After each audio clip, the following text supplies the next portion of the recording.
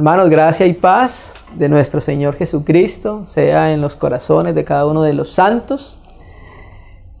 Como hemos venido hablando, el consejo del Señor es un consejo muy amplio.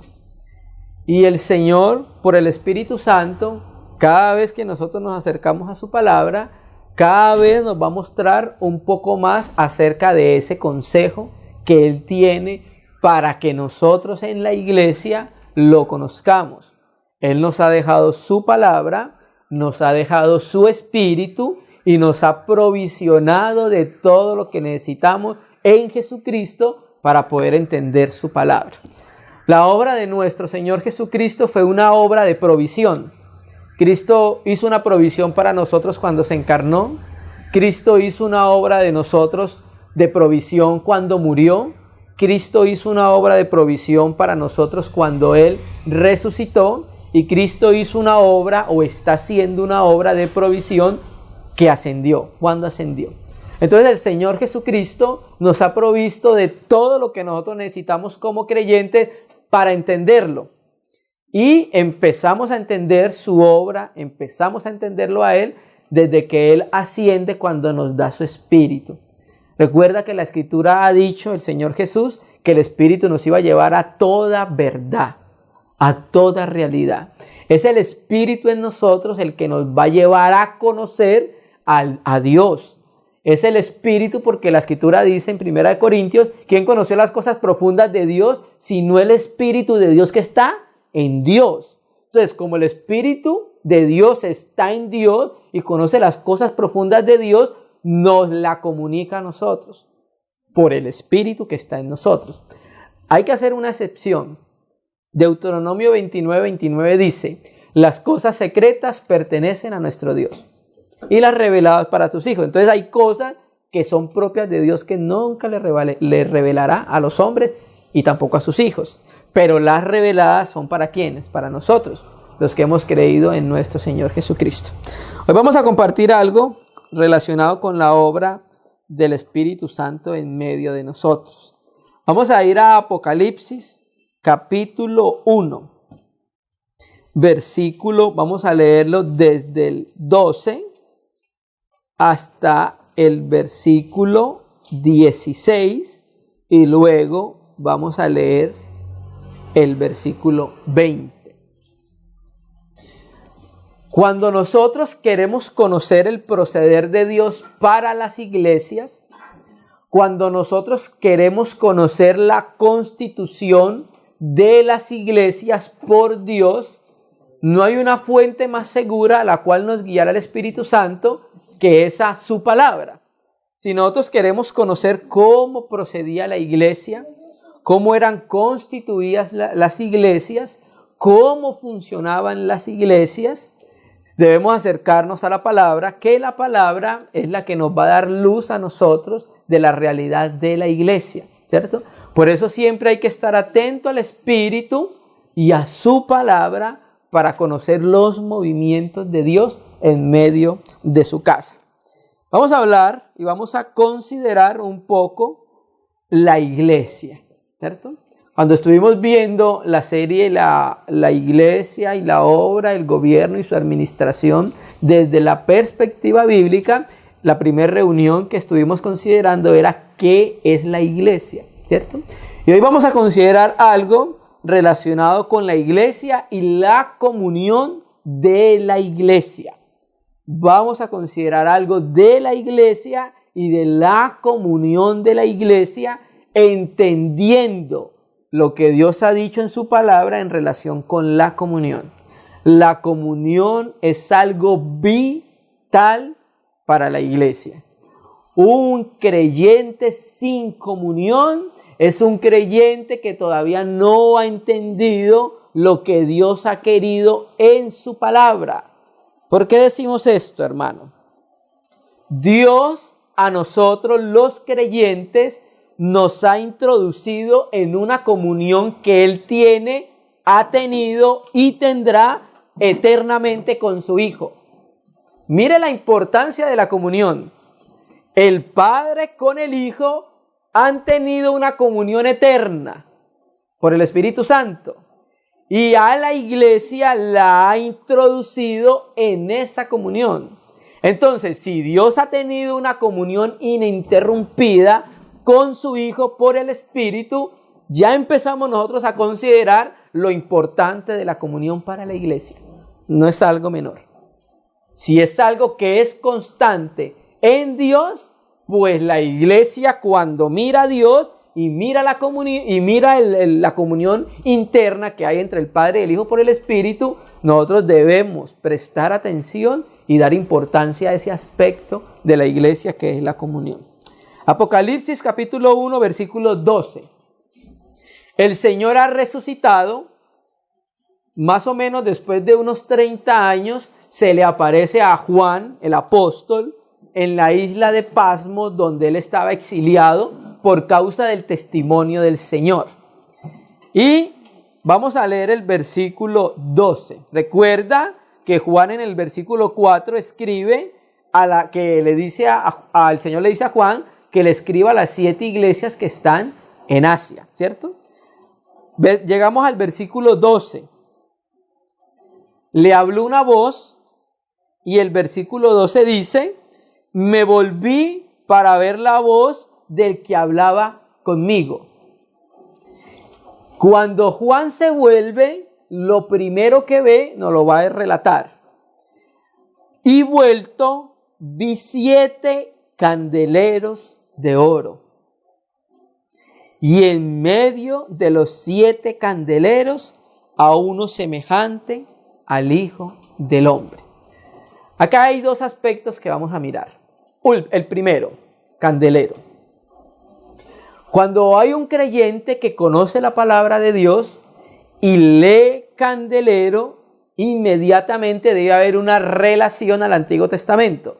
En este caso sería a la menorá o el candelero que estaba en el tabernáculo y en el templo de Salomón, ¿cierto?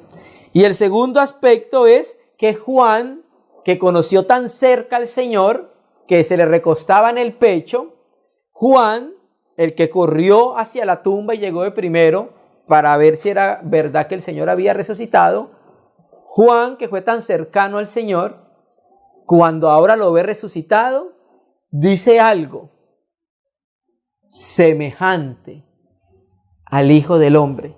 O sea, él veía en el resucitado algunas similitudes y características de Jesús.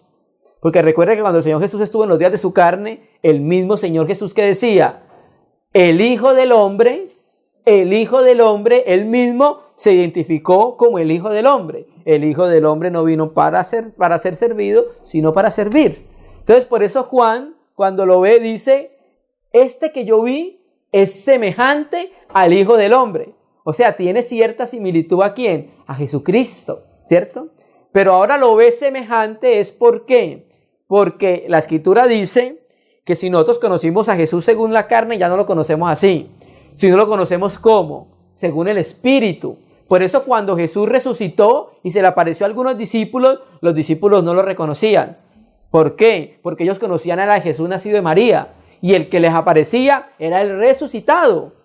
Si a Cristo conocimos según la carne, ya no lo conocemos así. Ahora lo conocemos como el resucitado, como la nueva creación, ¿cierto?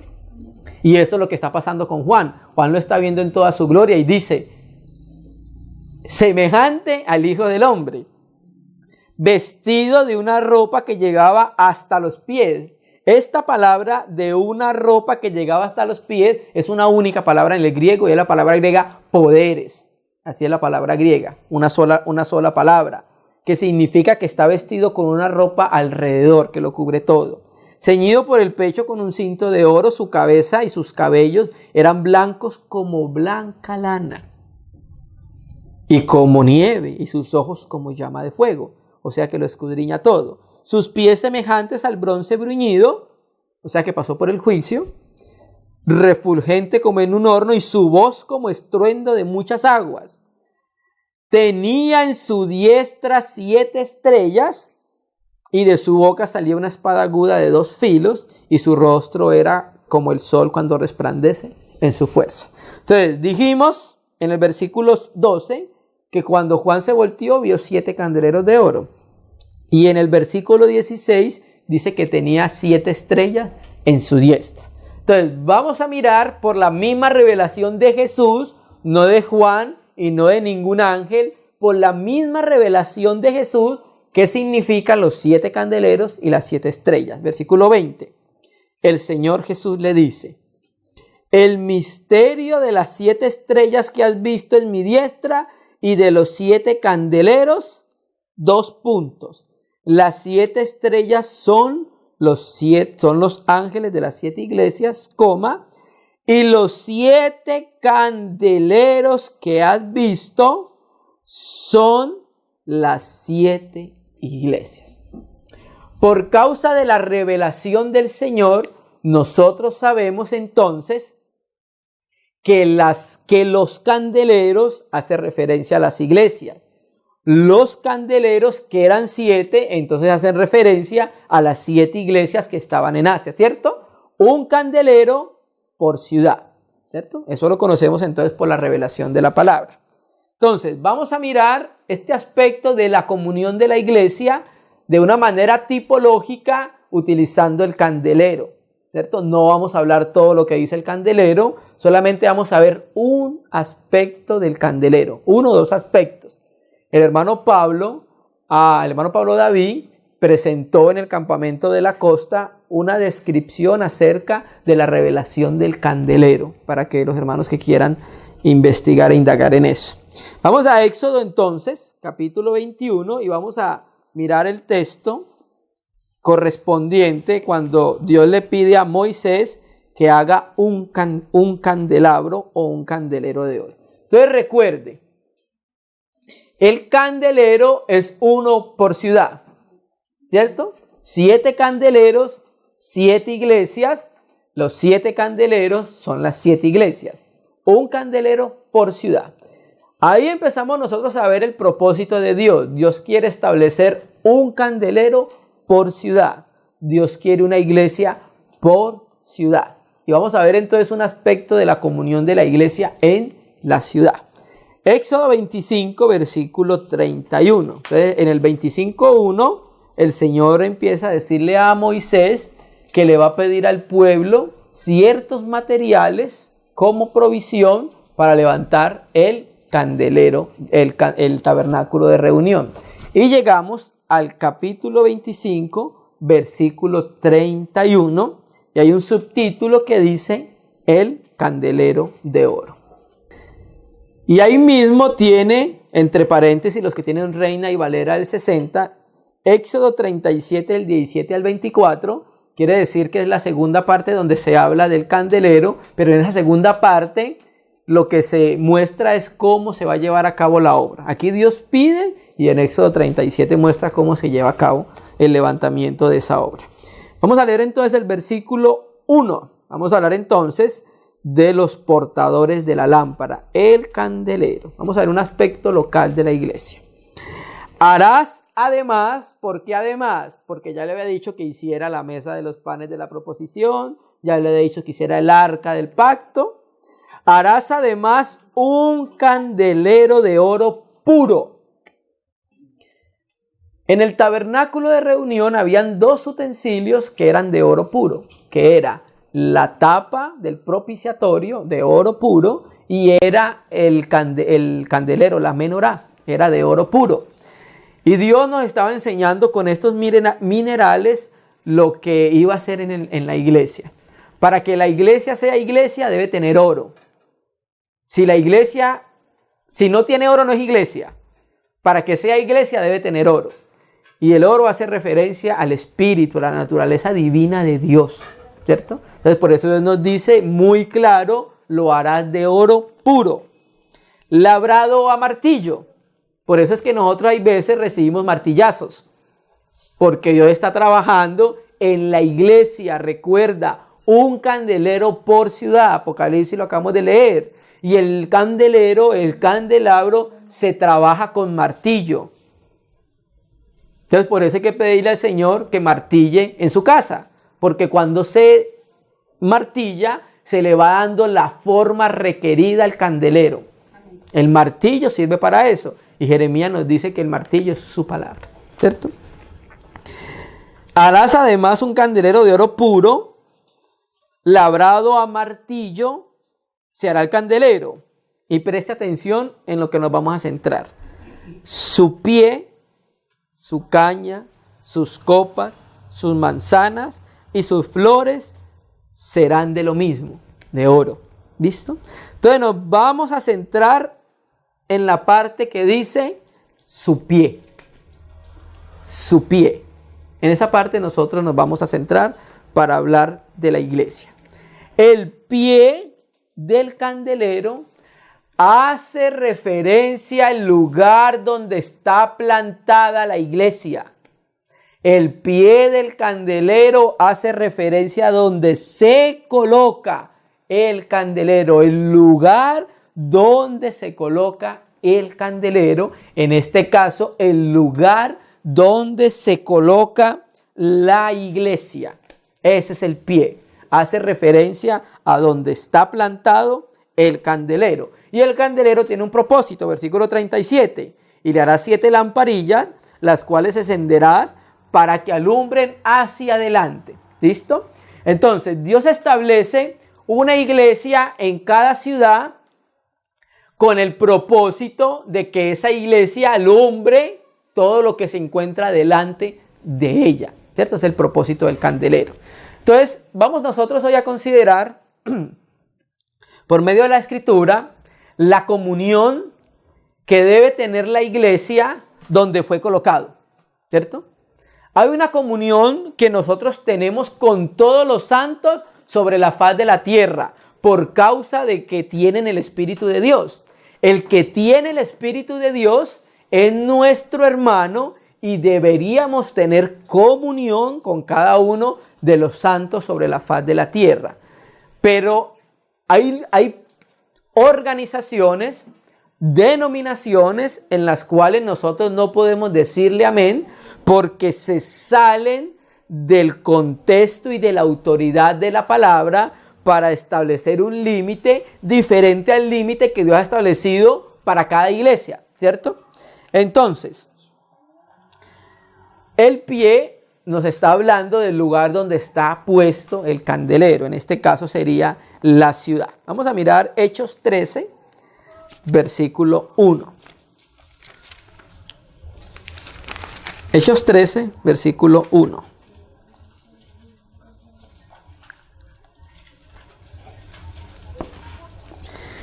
Cuando Dios nos planta a nosotros en una iglesia, en una ciudad, el normal funcionamiento de cada uno de los creyentes en esa ciudad es que tengamos comunión.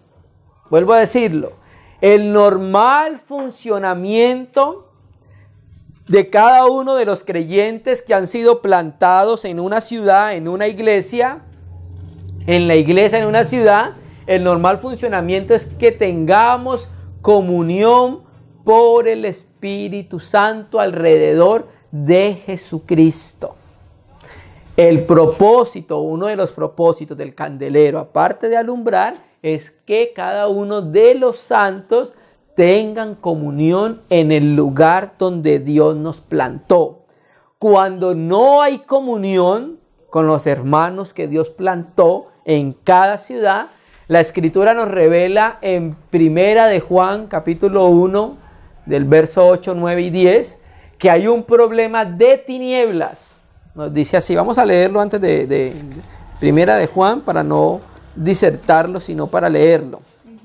Primera de Juan 1, versículo 6 y 7. Si decimos que tenemos comunión con Él y andamos en tinieblas, mentimos y no practicamos la verdad. Pero si andamos en luz, como Él está en luz, tenemos comunión los unos con los otros, ¿cierto?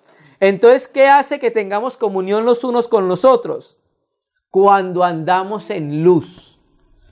Entonces, cuando en la iglesia local, en cada iglesia en la ciudad, los hermanos no tienen comunión, es porque hay un problema de tinieblas, de alguna índole, que no les permite tener comunión con los hermanos que están en luz.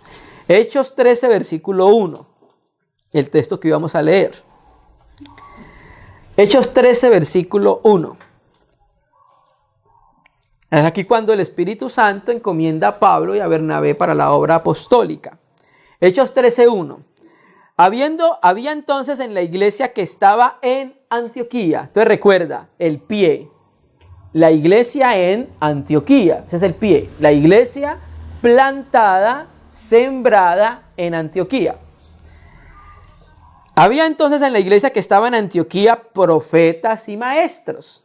Y empieza a decirnos, Bernabé, Simón el que se llamaba Níger, Lucio de Cirene, Manaén el que se había criado junto con Herodes el tetrarca y Saulo, ministrándose estos al Señor. Entonces, estamos viendo nosotros con ese texto que la iglesia, el candelero, con el pie en Antioquía, el proceso normal y la guianza normal del Espíritu era que estuvieran en comunión. Porque estando en comunión, ¿qué hizo el Espíritu Santo? Les hizo saber lo que Él quería en esa ciudad y con esa iglesia. ¿Qué quería en esa ciudad y con esa iglesia? Apárteme a Saulo y a Bernabé para la obra que los he llamado. Entonces, ¿por qué la iglesia conoció la intención del Espíritu Santo en esa ciudad? Porque estaban en comunión. Porque el normal funcionamiento de los santos en cada iglesia local es que esté en la comunión. Cuando no anhelamos la comunión como hijos de Dios y creyentes plantados en una ciudad, entonces tenemos que mirar nuestra vida como creyentes. ¿Qué está pasando? Que nosotros estamos negando la comunión que es propia a cada uno de los hijos de Dios en esa ciudad. Amén. Entonces, lo normal es que tengamos comunión y en esa comunión, ¿qué va a hacer el Señor? Nos va a hacer conocer su voluntad. Aparte, la Escritura dice en un salmo, yo sé que ustedes lo conocen, que dice que cuando nosotros estamos juntos, el Señor envía bendición y vida eterna, ¿cierto? Lo dice un salmo. Entonces, el Señor cada vez más que estamos juntos, Él va dispensando la vida suya en cada uno de los creyentes, hermano. Amén. Entonces, vamos a mirar en Juan, en la oración que hace nuestro Señor Jesucristo como sumo sacerdote. Juan 17, vamos a leer el versículo 1, vamos a leer el versículo 11 y vamos a leer el versículo 20, 21, 22 y 23. Amén, hermanos. Entonces vamos a mirar qué fue lo que oró el Señor Jesucristo antes de ir a la cruz. ¿Qué aspectos habían en esa oración que el Hijo eleva al Padre por cada uno de nosotros? ¿Cierto? Ora por los apóstoles, pero también ora por todos nosotros. Entonces vamos a considerar para poder tejer en lo que estamos considerando lo relacionado con la comunión. La comunión en general y la comunión en cada ciudad. ¿Sí? Juan 17:1, el Señor dice, estas cosas habló Jesús y levantando los ojos al cielo dijo, Padre, la hora ha llegado, glorifica a tu Hijo, para que también tu Hijo se glorifique a ti. Pasemos al versículo 10, 11. Entonces mira lo que dice el Señor. Y ya no estoy en el mundo, mas estos están en el mundo. Yo voy a ti, Padre. Yo voy a ti, Padre Santo, a los que me has dado, guárdalos en tu nombre para que sean uno, así como nosotros. Entonces, uno de los primeros aspectos de la oración del Señor era que el Señor Jesucristo le pide a Dios que nos guarde para un propósito. ¿Para qué? Para que seamos uno. Ahí le está diciendo, guárdalos para que sean uno. ¿Cierto? Entonces, el sustento en que eso se puede dar, Dios nos lo da por el Espíritu. Nosotros vamos a ser uno, pero con algo que ya el Señor nos dio y es con su Espíritu. El Señor ora para que el Padre nos guarde, pero ese guardar tenía un propósito y era que nosotros fuésemos uno. ¿Cómo? Así como nosotros, ¿verdad? O sea, hay una comunión del Padre con el Hijo, que esa comunión la quiere reproducir en la iglesia. Padre, tú y yo somos uno. Desde la eternidad hasta la eternidad por el Espíritu Santo.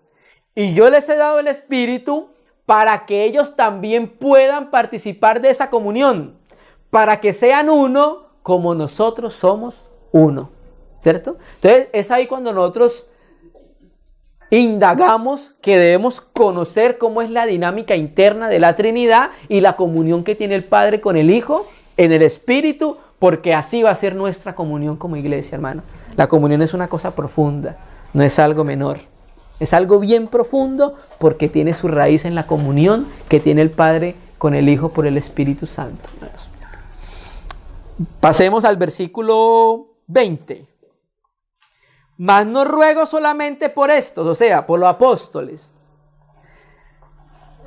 sino también por los que han de creer en mí por la palabra de ellos. Entonces, aquí estamos nosotros que hemos creído la palabra que han dado los apóstoles. Entonces, Cristo oró por los apóstoles y oró por nosotros, por lo que íbamos a creer en el testimonio de ellos. ¿Para qué? ¿Sí me entiende? ¿Para qué oraba el Señor? Para que todos sean uno. ¿Quiénes son esos todos? Todos los que han de creer en mí por la palabra de ellos. Nuevamente el Señor. Hermano, y cuando Dios es tan reiterativo en algo, hay que prestar bastante atención. Para que todos sean uno. ¿Cómo? O sea, ¿dónde nosotros podemos ver cómo podemos ser uno? ¿Dónde nosotros podemos ver, entender y contemplar cómo podemos ser uno? ¿Dónde está el sustento para eso? Por ejemplo, el Señor nos dice, marido, amad a vuestras mujeres. ¿Sí? Amén. Eso lo dice la Biblia. Ok. Pero nosotros, ¿dónde podemos ver cómo es ese amor? ¿Cómo debemos amar a las mujeres? Los maridos a las mujeres. Como Cristo amó a la iglesia. Entonces, ¿dónde está el sustento? En Dios. En el amor que Dios profesó por medio de Jesucristo a la iglesia. Cuando consideramos ese amor, ahora ya entiendo cómo es que debe ser. Lo mismo pasa con la comunión. Cuando yo veo, cuando todos nosotros, cuando la iglesia ve cómo es la comunión del Padre con el Hijo, que el Padre le da todo al Hijo, que el Hijo le da todo al Padre, que el Padre no le niega nada al Hijo, que el Hijo no le niega nada al Padre, que tienen un mismo sentir, una misma intención. Cuando nosotros miramos la comunión que tiene el Padre con el Hijo, por el Espíritu es que nosotros vamos a entender cómo debemos ser uno. El Padre ama al Hijo, ¿cierto? Y le muestra todas las cosas. El Padre ama al Hijo y le dio todas las cosas, ¿cierto? Entonces, nosotros al ver la comunión del Padre con el Hijo, podemos participar y tener comunión los unos con los otros, para que se cumpla la palabra. Para que ellos sean uno como tu Padre en mí. Y yo en ti. Como el Padre está en el Hijo y como el Hijo está en el Padre, es que debe ser la comunión de la iglesia, hermano. La comunión de la iglesia no es un asunto solamente para reunirnos y cantar alabanzas. No, la comunión es algo mucho más profundo. Cantamos alabanzas, amén. Participamos del pan, amén. Se comparte la palabra, amén. Pero hermano, la comunión es algo profundo y la comunión se entiende cuando se entiende la comunión del Padre con el Hijo. La iglesia es una revelación. La iglesia es una revelación. Si eso no se ha revelado en nuestra vida, nosotros no podemos tener comunión con la iglesia. Para que todos sean uno, como tú, oh Padre, en mí y yo en ti, también ellos sean uno en nosotros, para que el mundo crea que tú me enviaste. Entonces, el Padre ama al Hijo y le muestra todas las cosas. El Padre ama al Hijo y le da todas las cosas. Cuando nosotros tenemos comunión, entendiendo la comunión que Dios tiene con su Hijo y ese amor compartido del Padre hacia el Hijo y del Hijo hacia el Padre, cuando en nosotros se expresa esa comunión de amor, cuando en nosotros se expresa esa comunión, entonces el mundo va a creer que el Padre sí envió al Hijo a la tierra. porque lo está viendo reflejado en la manera en cómo nosotros nos amamos, ¿cierto? Hermano, y amar no es acolitar las cosas que hacen los hermanos. Eso no es amar. Amar no es eso. La comunión no puede ser ingenua. La comunión es en base al testimonio de la palabra. Recuerde, como tu Padre en mí y yo en ti. Entonces tenemos que acercarnos a la palabra, porque la palabra por el Espíritu nos va a revelar cómo es la comunión. Amén, hermanos. 21. Para que todos sean uno, como tú, Padre, en mí y yo en ti, que también ellos sean uno en nosotros, para que el mundo crea que tú me enviaste. Es la manera en que el mundo va a creer verdaderamente, cuando ve que tenemos una comunión como la que tiene el Padre con el Hijo por el Espíritu Santo. 22. La gloria que me diste, yo se las he dado. ¿Para qué entonces el Señor nos dio su gloria? Para que sean uno, así como nosotros somos uno. Entonces mire que la provisión para la comunión, Dios nos la dio a nosotros. Yo les he dado tu gloria. ¿Para qué nos la dio? Para que fuésemos uno. Hermano, ninguno de nosotros tiene excusa delante del Señor para decirle, no, es que yo no pude tener comunión con este hermano o con este hermano porque me miraba feo. Yo no pude tener comunión con este hermano o con este hermano porque no me dio la mano. Cristo hizo lo suficiente y la provisión para que tuviésemos comunión los unos con los otros. Un hermano o hermana que no quiera tener comunión con sus hermanos, sabiendo que Cristo hizo la provisión, cuando se presente delante del Señor va a tener pérdida. Porque Cristo hizo lo suficiente, nos aprovisionó de lo suficiente para que fuésemos uno y para que tuviésemos comunión y para que entendiésemos la comunión, que es la comunión del Padre y del Hijo por el Espíritu Santo. Por eso la comunión en la iglesia es vital. La comunión en la iglesia es vital. Tan vital es que el Padre se está colocando el mismo ejemplo de la comunión que Él tiene con el Hijo en la eternidad. Mire lo vital y lo importante de la comunión, hermano. Una comunión no ingenua, una comunión basada en el Espíritu y basado en la palabra, ¿cierto? El Padre nos dice, miren a la eternidad, miren cómo yo tengo comunión con mi Hijo por el Espíritu. Y al ustedes ver esa realidad de esa comunión, entonces es que desde ahí, acá en la tierra, en la iglesia, en cada ciudad que nos plantaron, es ahí que nosotros vamos a reproducir esa comunión. Entonces tenemos que empezar a ver cómo es el relacionarse del Padre con el Hijo por el Espíritu Santo. Y cuando vemos esa relación, vamos entendiendo qué es la comunión. Y vamos entendiendo qué es la comunión primeramente en el lugar donde estamos plantados. Recuerde, el candelero tiene un pie y el pie habla del lugar donde Dios colocó la iglesia en cada ciudad.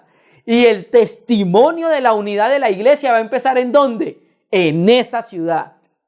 Somos uno con cada uno de los que ha creído en Jesucristo sobre la faz de la tierra. Amén. Y esa es la comunión general del Espíritu. Pero el empezar a dar testimonio de que somos uno, ¿en dónde empieza? En el pie. Empieza en el pie. El candelero tiene un pie. Y ahí donde nos colocó el Señor, es ahí que nosotros somos los encargados, responsables y depositarios por el Espíritu de reflejar la unidad de Dios, hermano. La comunión no es algo menor. La comunión es algo sublime, hermanos. Que el Señor nos ayude, ¿cierto? A poder entender un poco más de la comunión. Versículo 23. Yo en ellos, o sea, el Hijo en nosotros. Tú en mí, el Padre en el Hijo. Para que sean perfectos en unidad, para que el mundo conozca que tú me enviaste y que los has amado a ellos como también a mí me has amado, ¿cierto? Entonces, cuando se expresa la comunión, cuando se expresa el amor de la comunión por el Espíritu Santo, el mundo va a creer que Jesucristo sí resucitó. Pero mientras estemos peleándonos los unos a los otros, el mundo no va a creer que Jesucristo resucitó. Por eso es importante el testimonio de la vida de resurrección de Jesucristo. Hermano, todos nosotros somos parte del cuerpo de Cristo, ¿cierto? Cada uno de los redimidos. Pero hermanos, cada uno de nosotros es un testimonio de Cristo donde esté. La gente en nuestro entorno está conociendo algo de Cristo cuando nos mira a nosotros. Es muy importante, hermano. Nosotros somos el testimonio de Dios en la tierra, individualmente y corporativamente, como iglesia, hermano. Amén. Entonces, vamos a mirar un poco más de esta comunión. Vamos a sumar la palabra con 2 Corintios, capítulo 13, versículo 14.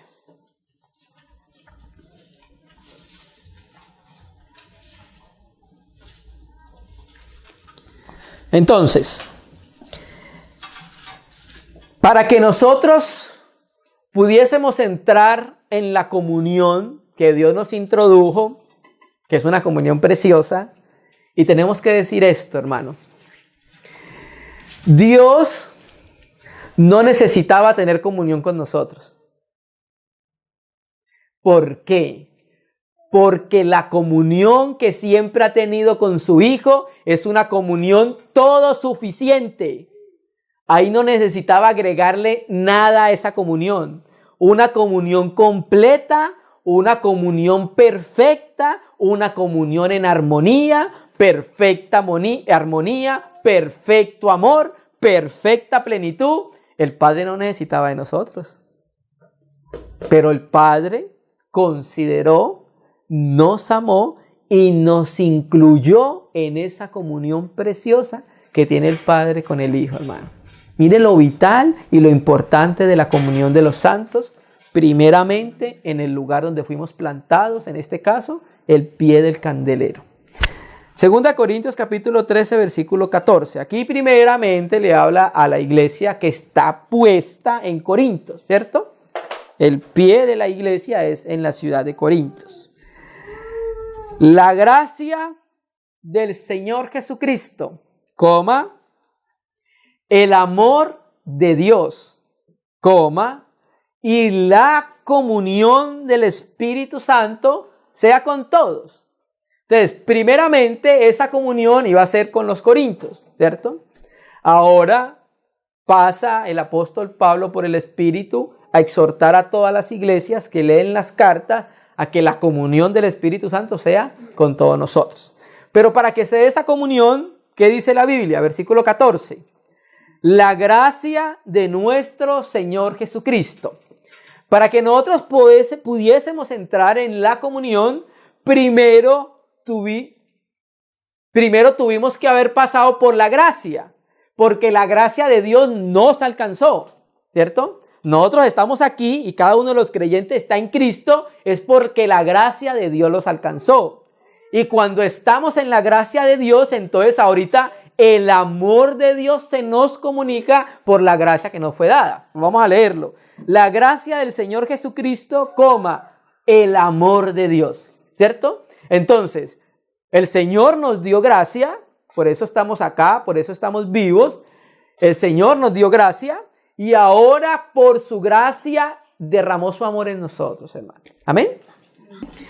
La gracia de Dios nos contacta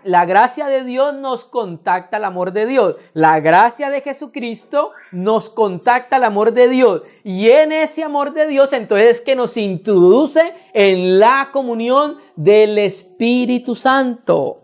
Ese es el proceso por el cual pasamos nosotros. La gracia nos alcanzó, el amor de Dios fue derramado y entonces ahora se hace efectiva la comunión del Espíritu Santo, hermano. Y esa era la carga apostólica, que los hermanos en Corintios y ahora todas las iglesias pudiésemos participar de la comunión del Espíritu Santo. Nosotros somos uno con cada uno de los hermanos, es por el Espíritu. O sea, la comunión se puede dar en nosotros es porque el Espíritu la colocó en nuestro interior. Y nosotros podemos ser uno con un hermano que está en Rusia, que está en la China o que está en la Luna. Si es hermano, tenemos comunión por el Espíritu Santo, porque tenemos el mismo Espíritu, ¿cierto? Y esa comunión, pues participamos de ella porque se manifestó la gracia de nuestro Señor Jesucristo para salvación y entonces derramó su amor por el Espíritu Santo en nuestros corazones, y esa gracia y ese amor nos ponen en contacto con la comunión por el Espíritu Santo. Entonces, el Espíritu, cuando lo recibimos, nos introduce en la comunión del Padre y del Hijo por el Espíritu Santo, hermano. Por eso decimos que esto no es algo menor, esto es algo excelso, hermano. El tener comunión con Dios cuando Dios no necesitaba de nosotros, hermano, es algo completamente sublime. Debemos estar muy agradecidos a Dios cada que entendemos cómo el Señor nos hace participar de una comunión única, para que sean uno como nosotros, yo en ellos, tú en mí. Qué precioso, ¿cierto? Qué precioso es el Señor. La gracia del Señor Jesucristo, el amor de Dios y la comunión del Espíritu Santo sea con todos vosotros. Amén, ¿cierto? Y decimos amén a eso. Entonces, mire la obra de Cristo por nosotros, la obra de Dios. Para que nosotros fuésemos uno, tenemos todo lo que necesitamos para ser uno. Si un hermano, si una hermana no quiere participar de la comunión, no es porque Dios no hizo lo necesario para que fuera uno. Dios dio toda la provisión en Jesucristo, ¿cierto? Entonces, que esto empiece a abrir nuestros ojos en relación con la comunión, hermano. Yo sé que los hermanos están perseverando, pero la Escritura nos ayuda a seguir. Pablo le dice a los tesalonicenses, yo sé que ustedes aman a los hermanos, pero ¿sabe qué les aconsejamos? Síganlo haciendo, síganlos amando, sigan perseverando, sigan viviendo por causa del testimonio del Señor Jesucristo. Amén. Entonces, para participar de esa comunión como es en el Espíritu, ¿qué se debe tener? El Espíritu. Y Romanos 8:9 nos dice, vamos a leerlo. Romanos 8:9, vamos a leer la cláusula B. Sí, Romanos 8:9, cláusula B. Si alguno, Romanos 8:9, cláusula B. Si alguno no tiene el Espíritu de Cristo, no es de Él. O sea que para que podamos tener comunión, tú necesitas algo. ¿Qué? El Espíritu de Cristo. Por eso hablamos de que para que alguien sea considerado iglesia, ¿qué debe tener? Oro. Harás el candelero de oro. Si no hay oro, no podemos tener comunión. Y por eso decimos que la comunión no puede ser ingenua. Porque si nosotros no discernimos, lo que el mundo tiene hoy es ecumenismo, no comunión. Porque la comunión es en base al Espíritu de Cristo y en base a la doctrina apostólica. No se puede tener comunión con un Jesús que no han presentado los apóstoles y los profetas. Por eso siempre lo decimos, la comunión no puede ser ingenua. Y el amor entre nosotros tampoco puede ser ingenuo. Hay que amarnos, sí, pero el amor tampoco puede ser ingenuo. La comunión no puede ser ingenua. La comunión tiene una base sólida y firme, la palabra y el Espíritu. ¿Cierto? Entonces, el que no tenga el Espíritu de Cristo, no es de Él. Nosotros no podemos tener comunión con un testigo de Jehová, porque no tiene el Espíritu de Cristo, y si no quiere el Espíritu de Cristo, no es de Él. ¿Qué tenemos que hacer? Presentarle a Cristo para que podamos tener comunión en el Espíritu. Amén. Entonces, vamos a mirar que la comunión se basa en la doctrina apostólica. Se basa en el Espíritu por el testimonio que han dado los apóstoles acerca del Jesús de la Biblia. Primera epístola de Juan, capítulo 1. Vamos a leerlo del versículo 1 al 3.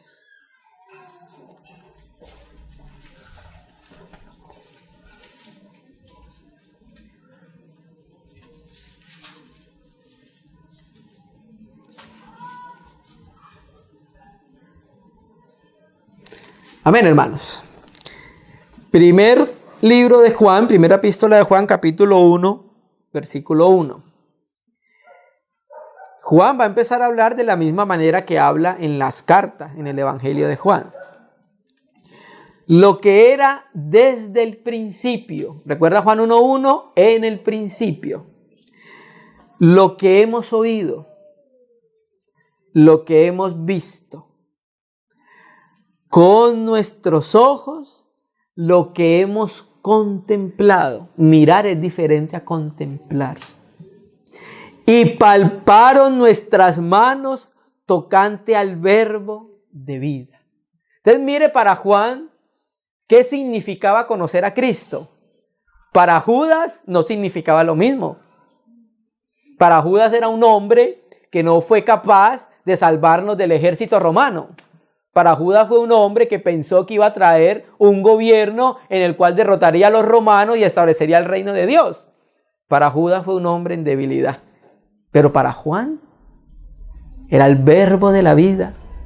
Para Juan era el verbo de la vida que él había contemplado, que había visto y que había palpado.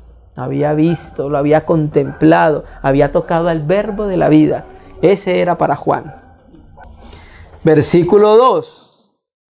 Porque la vida fue manifestada y la hemos visto y testificamos y os anunciamos la vida eterna, la cual estaba con el Padre. En el principio era el verbo era con Dios, con el Padre. Y se nos manifestó. 3, y presta atención.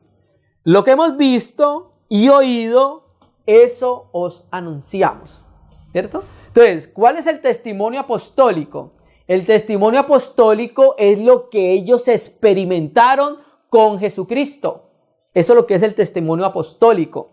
Lo que hemos visto y oído, eso os anunciamos. ¿Para qué los apóstoles nos anunciaron el testimonio acerca del Hijo? ¿Para qué? Para que también vosotros tengáis comunión con nosotros. ¿Sí ves? Ellos nos anunciaron lo que contemplaron en relación con nuestro Señor Jesucristo. Nos lo escribieron inspirado por el Espíritu, y eso que nos comunicaron, tanto escrito como verbal, porque al principio no existían las epístolas escritas, las cartas, sino que era transmisión oral. Por eso en Lucas 1, Lucas le escribe a Teófilo, y cuando leemos la textual, dice que le escribe de aquellas cosas en las cuales ha sido instruido oralmente. La palabra oralmente es kataijuno, que significa sonar dentro de las orejas, ¿cierto? Entonces era el testimonio que llegaba oral a todas las personas por medio de los apóstoles. Ellos, ¿por qué eran movidos a dar este testimonio? Para que también vosotros tengáis comunión con nosotros, ¿cierto? O sea que nosotros tenemos comunión con los apóstoles por causa del testimonio de Jesucristo que ellos nos dieron. Y si hay alguien que conoció el testimonio fidedigno del Hijo de Dios aparte del Padre, ¿quién fue? Los apóstoles. Los apóstoles. Coma. Y nuestra comunión verdaderamente es con el Padre y con su Hijo Jesucristo. Entonces, para tener comunión con el Padre y con su Hijo Jesucristo, necesitamos recibir plenamente lo que dice acá: el fundamento de la doctrina y los apóstoles, la doctrina de los apóstoles. Nosotros no podemos tener comunión en base a algo diferente a lo que han dicho los apóstoles y los profetas de Jesucristo. Los apóstoles participaron de la comunión con su Hijo y a su vez entonces participaron de la comunión con el Padre. Y de esa comunión que ellos tienen con el Padre y con el Hijo, nos la transmite a nosotros para que nosotros nos introduzcamos en esa comunión. Por eso la comunión no puede ser ingenua. La comunión tiene que ser en base a la doctrina de los apóstoles y los profetas. Por eso nosotros no podemos tener comunión con una persona que me muestra un Cristo diferente al Cristo que me presentaron los apóstoles y los profetas. Por ejemplo, hay un Cristo que se presenta hoy, un Cristo que nos salva completamente. Bueno, no podemos tener comunión con esa persona porque ese no es el Cristo de los apóstoles. El Cristo de los apóstoles y los profetas que dio testimonio el Espíritu Santo es aquel que murió para hacer una obra perfecta y completa, como se leyó ahorita en Hebreos. Puede salvarnos perpetuamente. O sea, ese es el Cristo de los apóstoles y de los profetas. Entonces, la comunión que nos da el Señor por el Espíritu, de la cual participamos, es la comunión que tuvieron los apóstoles. La comunión que tuvieron con el Padre y con el Hijo. Y nosotros participamos de esta comunión por el Espíritu, conociendo al Cristo que ellos presentaron, ¿cierto?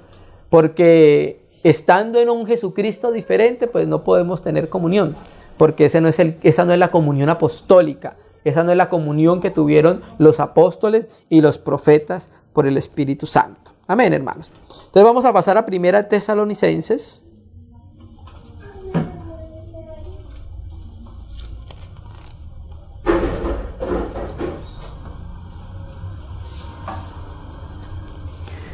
Amén, 1 Tesalonicenses. Entonces, el anuncio de la comunión de los apóstoles y los profetas por el Espíritu Santo es el anuncio de una comunión en la cual nosotros nos introducimos. ¿Cuál es ese anuncio? Que ellos sean uno, como nosotros somos uno. Esa es la comunión en que los apóstoles nos quieren introducir a nosotros. Por ejemplo, acabamos de leer en Juan 17 el testimonio del apóstol Juan. ¿Y qué nos decía Juan? Juan nos decía y daba testimonio de que el Señor oraba para que fuésemos uno como ellos eran uno. Entonces sí vemos cómo los apóstoles nos introducen a esa comunión por el Espíritu. Vamos a 1 Tesalonicenses, capítulo 1. Vamos a leer el capítulo 4, hermano, disculpes. 4 y vamos a leer el versículo 9. Entonces, estamos hablando de la comunión que la iglesia debe participar, debe ser una en su casa primeramente. Recuerda, el Señor oró para que fuéramos uno, pero esa unidad la vamos a empezar a expresar desde donde somos, desde la ciudad en que Dios nos plantó, desde la iglesia donde Dios nos plantó. Por eso hablamos del candelero de oro y hablamos del pie, que hace relación al lugar donde Dios colocó la iglesia. 1 Tesalonicenses capítulo 4 versículo 9, una iglesia joven que estaba empezando y el apóstol Pablo les escribe, versículo 9, pero acerca del amor fraternal no tenéis necesidad que os escriba, porque vosotros mismos habéis aprendido de Dios que os améis los unos a los otros, ¿cierto? Entonces, la iglesia en Tesalónica empezó a manifestar la comunión por el Espíritu. Y el apóstol Pablo reconocía que había una comunión expresada en la manera como se amaban los hermanos. Tanto así que la palabra griega que se utiliza donde dice amor fraternal es la palabra griega Filadelfia. Esa es la palabra griega, una sola palabra, amor fraternal, Filadelfia. ¿Sabe qué es Filadelfia? Una de las iglesias de Apocalipsis. Escribe a la iglesia en Filadelfia, amor fraternal. Entonces, la iglesia en Tesalónica aprendió a ser Filadelfia, por decirlo así, ¿cierto? La iglesia en Tesalónica empezó a conocer la comunión íntima y el amor que tenía el Padre con el Hijo por el Espíritu Santo y empezó a manifestarlo en la comunión. Entonces por eso Pablo les dice, pero acerca del amor fraternal no tiene necesidad que los escriba, porque ellos estaban manifestando, ellos estaban dando a conocer que eran uno. Y entonces la gente en Tesalónica estaba reconociendo ese amor y se iban añadiendo a la iglesia. Recuerda lo que leímos ahorita, cuando el mundo reconozca que es uno, entonces van a saber que son mis discípulos y también van a querer participar de eso. Entonces ese es en el aspecto local. La iglesia en Tesalónica empezó a manifestar que era uno desde su localidad, manifestando el amor fraternal, amor de hermanos, fileo adelphos. Acerca del Filadelfia, del amor fraternal, no tenéis necesidad que os escriba, porque vosotros mismos habéis aprendido de Dios que os améis los unos a los otros. ¿De quién aprendieron ellos? De Dios. Lo vieron en Dios, porque ese es el modelo. El modelo es la manera como el Padre y el Hijo son uno. Cómo el Padre y el Hijo se aman. Ese es el modelo. ¿Y el sustento cuál es? En nosotros. Entonces el Señor nos presenta el modelo para la comunión y el sustento para la comunión. Por eso no debemos dejar de mirar al Señor, hermano. No podemos dejar de ver al Señor. Cuando empecemos a vernos a nosotros, nos vamos a ver las arrugas, nos vamos a ver las canas y vamos a entrar en inconvenientes. Pero siempre hay que ver es al Señor. Ahora, recuerde que hablamos de la comunión primeramente en el lugar donde fuimos plantados. Ahora de la comunión general, que es la comunión con cada uno de los santos. Tesalónica también participó de eso, versículo 10.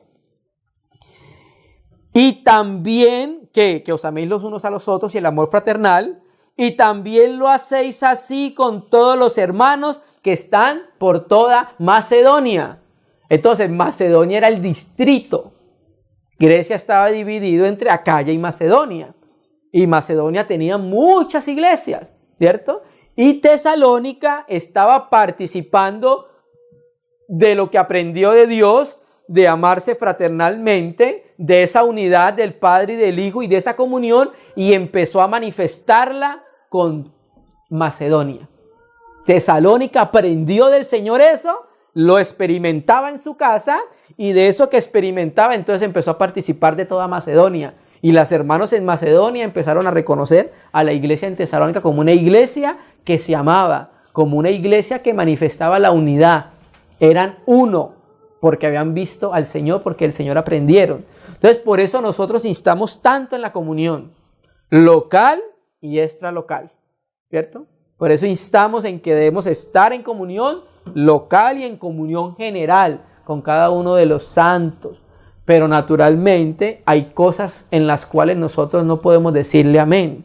Por ejemplo, las organizaciones religiosas sistemáticas, nosotros no podemos decirle amén en la manera como ellos gobiernan estructuralmente y jerárquicamente las iglesias. Eso no podemos decirle amén, ¿cierto? Somos uno porque Cristo pagó un precio para que fuésemos uno, pero no le podemos decir amén a eso. Porque la Biblia muestra que las iglesias no son gobernadas por iglesias madres ni por otra iglesia grande, sino que es un gobierno local por cada uno de los ancianos, obispos y pastores en cada localidad, ¿cierto? Entonces hay cosas que no podemos decir amén, somos uno, pero esas cosas no permiten que haya la manifestación de una iglesia bíblica y que dé el testimonio del Señor. El Señor quiere una iglesia por cada localidad, pero una iglesia bíblica. No algo menor, algo sectario. No, una iglesia bíblica. Eso es lo que quiere el Señor. Y que el Señor entonces nos ayude a que Él pueda obtener acá en la ciudad donde estamos esa iglesia, hermano. Amén. Efesios. Vamos a Efesios 4. Sumemos la palabra y miremos la unidad de la iglesia.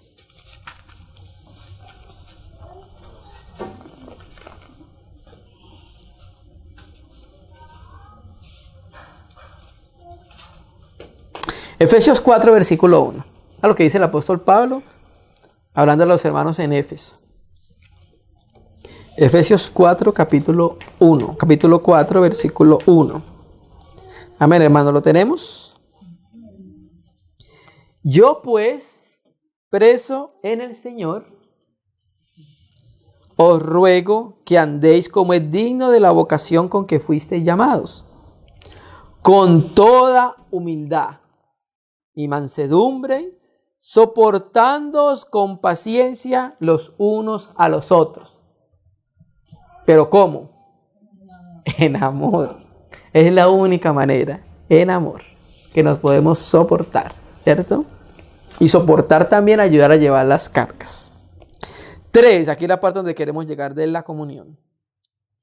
Solícitos, o sea, hay que ser diligentes en guardar la unidad del Espíritu.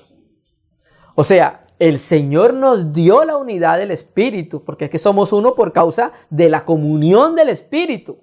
Pero ¿qué pasa? Esa unidad esa comunión debe ser guardada.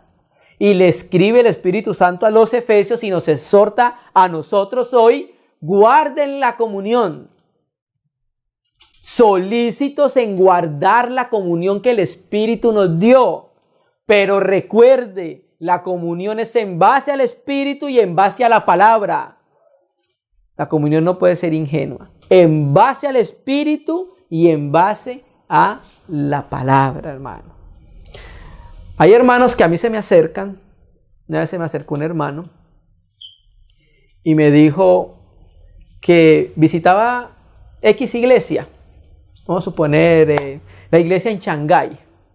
Que él visitaba la iglesia en Shanghái, pero vivía en la iglesia en Chuan, por decirlo así.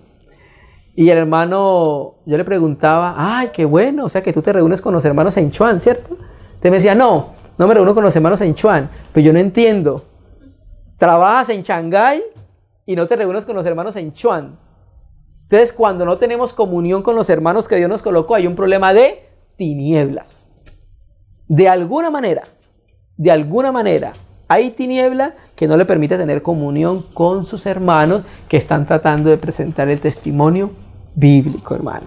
Por eso la comunión es algo que debemos nosotros guardarla y tener cuidado, hermano. Que es el problema que hemos visto nosotros, que las denominaciones o las organizaciones religiosas sistemáticas confunden comunión y lo hacen ver la comunión y no saben que están haciendo es un ecumenismo. Y la iglesia no puede ser ecuménica. La comunión es en base al Espíritu, al testimonio apostólico. En base al testimonio que Dios ha dado, es que nosotros nos guardamos la comunión. Entonces aquí nos dice que nosotros debemos ser solícitos en guardar la comunión. Entonces nosotros tenemos que ir a la palabra, al Espíritu de la palabra, para ver cómo es la comunión, para que podamos tener comunión nosotros los unos con los otros. Y terminemos en Hechos 2. Hace unos cuantos meses estuvo nuestro hermano Juan compartiéndonos acá y terminó con este versículo que hoy nosotros vamos a terminar. Y recuerdo que él nos decía que él reconocía o se daba cuenta cuando un cristiano era maduro, y era cuando se manifestaban estas cosas que aparecen acá. Entonces recuerda que estamos hablando de la comunión. El conducto normal del Espíritu Santo que siempre nos va a llevar es a que tengamos comunión por el Espíritu. Esa es la normalidad del Espíritu Santo. ¿Por qué? Porque es la normalidad de Dios con el Hijo. Una comunión permanente. Entonces el Espíritu nos va a llevar a nosotros a que tengamos comunión constante por el Espíritu, ¿cierto? Entonces, Hechos 2:42. Y perseveraban. Entonces, ¿qué va a hacer el Espíritu en nosotros? Nos va a llevar a esa realidad. Nos va a llevar a palpar la realidad de la comunión. ¿Cómo? Y perseveraban en la doctrina de los apóstoles. Lo primero en el arca de Moisés, en el tabernáculo de reunión, que era el arca. Cristo es lo más importante. Eso era lo primero y lo que tenía la preeminencia, el arca del pacto, ¿cierto? Entonces lo más importante es Cristo. Por eso se habla de lo primero en la comunión es ¿qué? La doctrina de los apóstoles. Y cuando conocemos la doctrina de los apóstoles, tenemos comunión con los apóstoles. Y tenemos comunión con el Padre y con el Hijo, porque la comunión de los apóstoles era con el Padre y con el Hijo. ¿Sí ves? ¿Ves lo importante? No podemos divorciar la doctrina de los apóstoles de la comunión, hermano. No puede ser ingenua. Perseveraban en la doctrina de los apóstoles, la comunión los unos con otros, el partimiento del pan y las oraciones. Estas 4 cosas que se encuentran en el lugar santo y en el lugar santísimo, en el tabernáculo de reunión o en el templo de Moisés. Entonces mire lo que va a hacer el Espíritu Santo. Espontáneamente nos va a llevar a perseverar con los hermanos en la comunión. Esto que acabamos de leer, partimiento del pan, las oraciones, la doctrina de los apóstoles, estar juntos los unos a los otros. Hay un beneficio, hermano, estar en la comunión. ¿Sí? Hay un beneficio de estar en la comunión. Lo dice el Salmo, que somos bienaventurados cuando estamos juntos, porque allí envía Yahvé bendición y vida eterna. En 1 Corintios 5, ustedes recuerdan el caso de un hermano que se acostó con la mujer de su papá. ¿Lo recuerdan? Sí. Con su madrastra. El apóstol Pablo da una frase que hay veces uno cree que es un poco dura. Y dice que el tal sea entregado a Satanás. ¿Cierto? Y no solamente él. Pablo también dice, creo que es en Timoteo, que entregó a otros 2 más a Satanás, para que aprendan a no blasfemar. Entonces, cuando se entrega a Satanás, la persona queda a merced del lobo. Es como si un cordero y una oveja se sacara del redil y se colocara fuera. Está fuera de la comunión y está muy fácil para que el lobo o el diablo se la lleve. Entonces, miramos lo importante de la comunión. Lo importante, en parte, no lo podemos decir todo, pero al menos un aspecto de lo que Dios nos muestra en su palabra en relación con la comunión. Lo importante y lo vital es conocer la comunión del Padre y del Hijo, la comunión que nos presentaron los apóstoles del Padre y del Hijo, para nosotros poder participar de ella. Guardemos la comunión del Espíritu Santo, hermano. Amén. Vamos a orar al Señor.